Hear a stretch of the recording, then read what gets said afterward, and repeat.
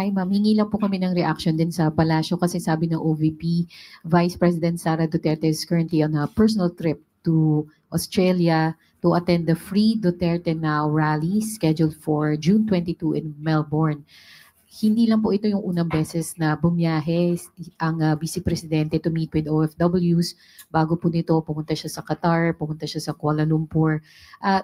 Does the palace see this as something to be concerned about? Kasi, or does the palace see a strategy for the VP to get the sympathy and support of the OFWs by going to different countries?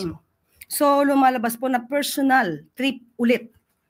Sa aking pagkakaalam, nag-celebrate siya ng kanyang karawan sa Netherlands.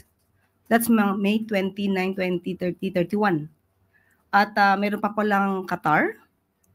At merong Kuala Lumpur. At ngayon Australia. So, 4 na bansa in just less than a month. So, kung doon po abala ang ating Vice Presidente sa mga personal trips niya or personal trips with her family, choice po ng Vice Presidente yon. Sabi nga natin, pampersonal o pambayan? That is the question.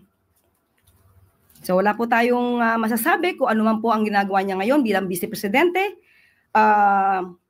Ito po ang nakikita ng taong bayan sa kanyang ginagawa bilang isang halal na leader ng bansa.